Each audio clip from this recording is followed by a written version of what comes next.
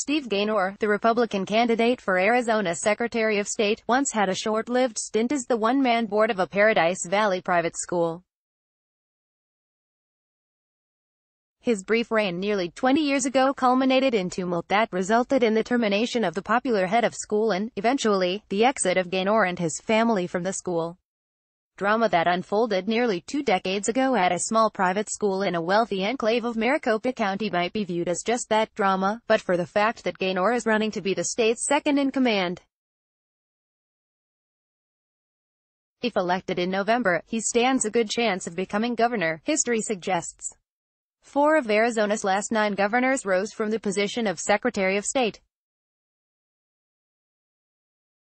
That drama, lodged deep in the past, also provides clues to the leadership practices of a businessman, relatively unknown by Ariznans until this year, who has never before run for office and is bankrolling his own campaign.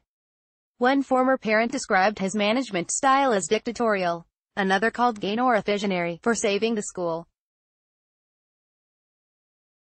The events paint a portrait of someone who is savvy, effective, and used to being in control.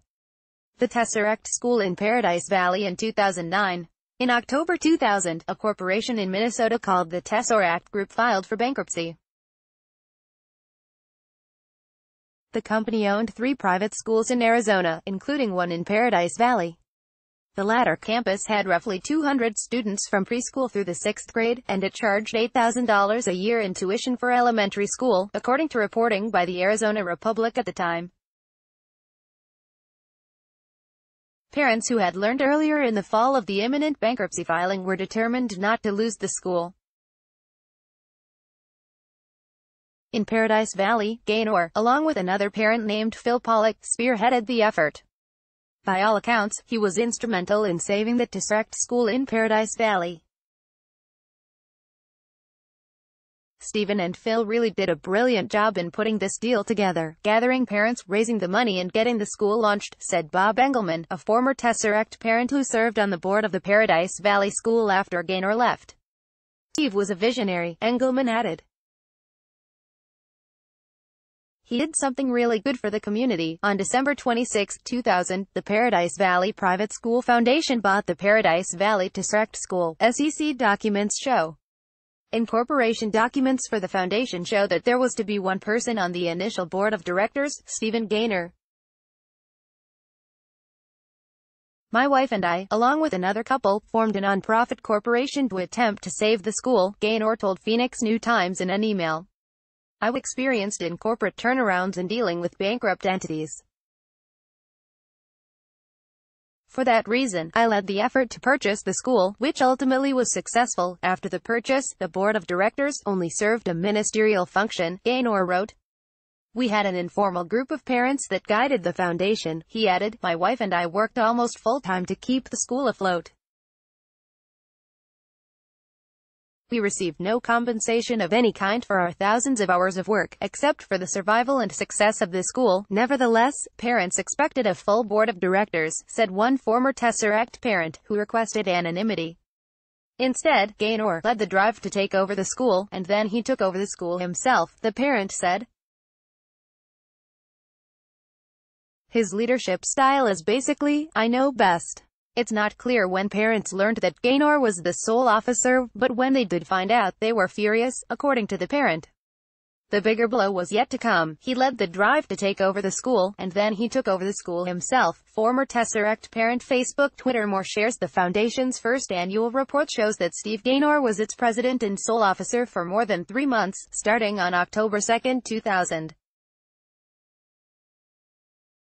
In mid-January 2001, his wife, Dorothy Gaynor, joined as treasurer. Jill Kessler, the head of school, was added as well. In July 2001, a man named Philip Moser joined as vice president. That year's report doesn't include a secretary, who joined the board in February 2001, as documented in its second annual report, from 2002. The 2002 annual report shows that only at the end of the 2001-2002 school year did the Paradise Valley Private School Foundation finally have a full board. In May and June, it got a new chairperson, treasurer, and one officer, with 4 others taking office a few months later. It was around then, right after school ended in 2002, that Kessler left, apparently abruptly. She had been at Tesseract for more than 10 years, first as its early childhood director, from 1991 to 1995, before becoming head of school in 1995, according to her LinkedIn profile. Attempts to reach Kessler through the last school where she worked and through her husband were unsuccessful. Dates and events such as Kessler's departure could not be corroborated with the Tesseract school, which closed permanently last year. The lack of transparency around Kessler's departure led several teachers and parents to suspect that Gaynor unilaterally fired her. Parents and teachers never received an explanation, and the decision threw the school into turmoil, with parents considering enrolling their children elsewhere and teachers wondering who their next boss would be. The understanding was that she was fired, but I have no documentation, said Engelman. I don't know for sure that Steve fired her. I don't know who else it would have been. Kessler might have quit, he said, but if she had, there would not have been all the controversy there was. In any case, Kessler's separation from the school was a shock, Engelman said. It became a very contentious summer. Gaynor said in his email that the board of directors had 7 people on it at the time of Kessler's departure. The matters surrounding Ms. Kessler's employment were resolved under reasonable circumstances, which were satisfactory to the parties, he wrote. Her leaving was devastating to all of us. After that, the school just entirely changed. Elizabeth Lucas, former Tesseract parent. Facebook, Twitter. More shares. The reasons for and circumstances surrounding Kessler's departure remain unclear, but even decades later, members of the Tesseract community remember the fallout. One former teacher said the teachers were blindsided by the news. Another former teacher, who knew Kessler but joined the school a year or two after her departure, said that many people were surprised.